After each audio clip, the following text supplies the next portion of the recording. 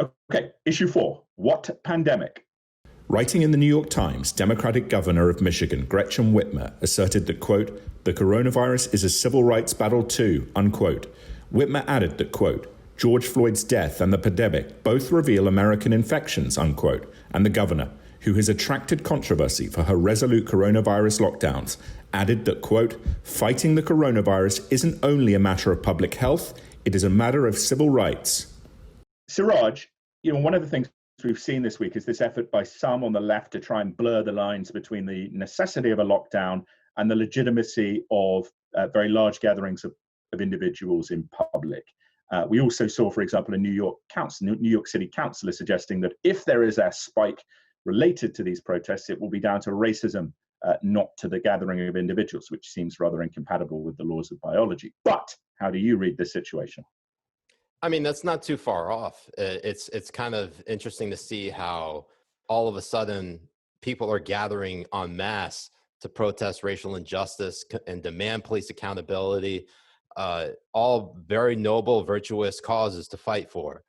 But only less than a month ago, we were hearing talk from, say, Andrew Cuomo, speaking out, saying that even if we could save one life, stay at home to protect those people, protect grandma, knowing very well there were over 5,000 people that died in nursing homes because he implemented a state order to send coronavirus patients to there. And then he had to basically walk it back in May, acting like he didn't put that order in place to begin with. So the handling, I mean, Gretchen Whitmer is highlighting this particular aspect of coronavirus being a civil rights issue. She's not actually wrong here. More Black people have died from coronavirus than any other racial demographic in the country.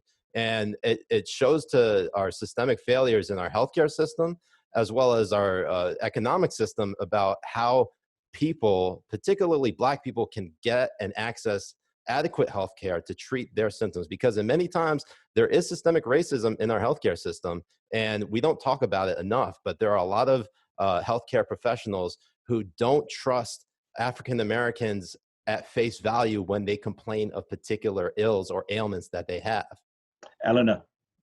Well, your larger point about African Americans having been hit harder by the pandemic is true, but I don't think that lines up with whatever point you're trying to make about hypocrisy because they're going out to protest.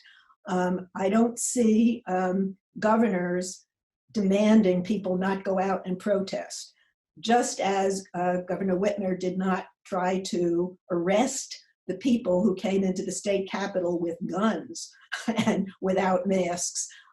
So I think governmental power in this situation only goes so far. And I mean, don't get me wrong, Eleanor. I think there's... Excuse me, I said earlier that I hope there isn't a spike after this. I anticipate that there might well be. But that doesn't say, therefore, churches should be allowed to pack people into the pews and stay for 2 hours, because that's a petri dish. So you don't want to, because one situation isn't entirely safe, you don't want to go out creating more situations that are even less safe. Siraj, and then I'll go to Pat. Don't get me wrong here, Eleanor. I agree with you on the protesting at state capitals. I think that was a pretty reckless move by a lot of people during this pandemic. And they were probably even more reckless because they weren't wearing masks and they were getting up in people's faces. I absolutely agree with you on that. What I am saying right now is that this particular aspect of protesting now, it directly impacts the Black community. And if you're seeing more Black people going out and protesting now, and it ends up being that there are more cases of coronavirus in the Black community, that then it becomes a vicious cycle where more and more Black people are getting sick and dying from coronavirus because of a systemic racism in our criminal justice system. All right, Pat, let me ask you a question here. Eleanor notes the point that you have people in a public space such as a protest, perhaps less danger of spreading the virus than in a church, and yet on this critical point, right, both the protests and the pews, as it were, are bound together in the First Amendment. I suspect a lot of conservatives will be saying, enough, you better open the churches because, I'm sorry, this is a new change. What do you say? Well, I've always felt, as we've talked, that the country's opening up because If people want it opened up, they don't want it closed. The Christians and the others who go to church and synagogue and mosque, they want to go there. People are deciding what is most important to them. And the rioters decided they were not going to lose this opportunity because of the COVID-19 virus. They're going to go out and do what they want to do because this is their great cause. And what you see here, Tom, overall, is the total decline in moral authority of political leaders of both parties in states and cities and mayor offices, where people no longer pay any attention to what the government tells them to do. I think the democracy is in tough shape. But Pat, you say the declining moral authority there. Would you add President Trump to that list? I would look, Trump has authority, a lot of authority with his folks, but if he told those folks, he told them, we're going to go in, we're going to use force against you. The country is divided. The country is very much at war with itself. Clarence. Well, I think that this is another example of how we are all hypocrites now, if you will. The fact is that the people are going out more. There are more places opening up. If you look statistically, though, most Americans still prefer safety over economic recovery. We all want to recover, but we all want to live too. And this is a case where, I remember not that long ago where folks were picketing Governor Whitmer because she wouldn't open things up. And now those same folks are pointing fingers at liberals and saying, why are you going out? I'm only supposed to go out. I mean, if you've got a cause that you want to protest for, then it's rather a trivial notion to say, well, I can't go out. You can put on a scarf and go out. And that's what a lot of people are doing. And all along, when they opened the beaches in Florida, we were saying the same thing. Well, they can be guinea pigs for the rest of us to see how many people die as a result. Let me just say the footnote, though. This week in Sweden, a top health minister who had earlier endorsed their program of what do they call that? Herd immunity. Yeah. Thank you. Herd immunity. Yes. Watch out for anybody who comes to sell you on herd immunity, folks. He just said he made a mistake. They underestimated how many people were going to die as a result of it, especially senior citizens. Logic would have told you a lot of people are going to die. You got to be prepared for that before you get into that program. But we're all trying to figure out our way through this. Right. To second quickly, Clarence, Sweden has 10 million people. They have 4,000 deaths. You combine Finland and the Netherlands and Denmark, they have 1,000 deaths, and they have, between the three of them, I think it's 50 million population. So to their credit, the health minister in Sweden came out and said, we were wrong.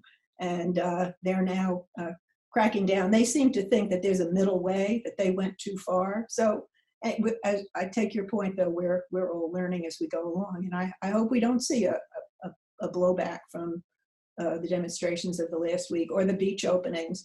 We are seeing some terrible outbreak in meatpacking factories, for example. Pat.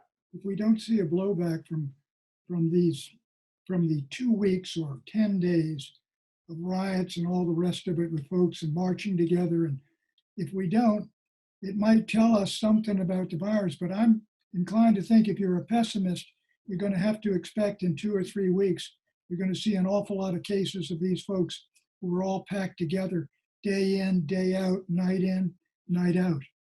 Pat, let me ask you a follow-up question to that, and then I'll come to Siraj. Do you think we've seen the stock market rising this week, a sense that the reopening has delivered, as we might expect, a boost to the economy, but perhaps a greater boost than some were anticipating?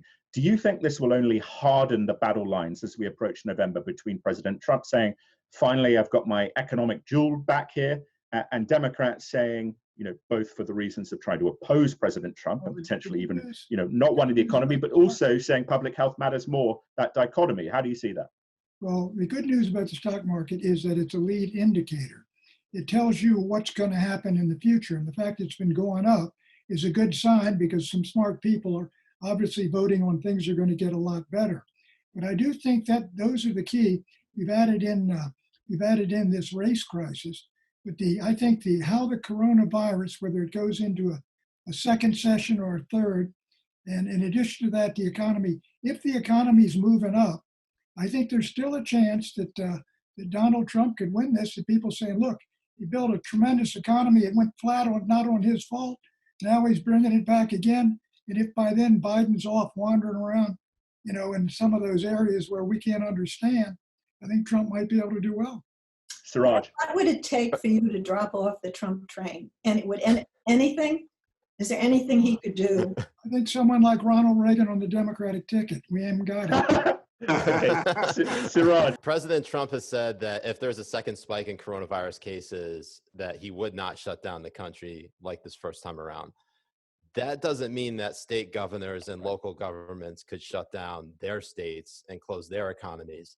And you can imagine that would obviously disrupt the supply chains throughout the nation. It could cause even more disruption. And it's only a matter of time before, if we get, we're surely going to see more cases of coronavirus. It's really just a matter of how bad. With respect to this disruption in the economy, obviously the stock market's a good indicator, as Pat was saying, but really how people are feeling right now, getting back to their normal routines, like we're not going to actually see people get back into their normal routines until maybe September. So we're going to have to live through this for at least another 3 months of this period of people staying at home. And I can only imagine that people are going to get more restless, and you might see more people trying to say, break the stay-at-home orders if they are implemented again. Clarence is the concluding comment here. Wasn't the lockdown designed to flatten the curve rather than eradicate it entirely? And if we've done that, surely we can entertain a bit more risk, no? Well, we certainly have flattened the curve to a large degree. It varies from state to state because different states have been enforcing these orders in different ways. But that was all it was supposed to do, was to reduce the burden on our healthcare system. And you can see how burdened it was anyway. But imagine how it would have been otherwise. We just don't know what the future is going to be. It's like Dr. Fauci said, and it's still true, that the virus sets the timetable, not us.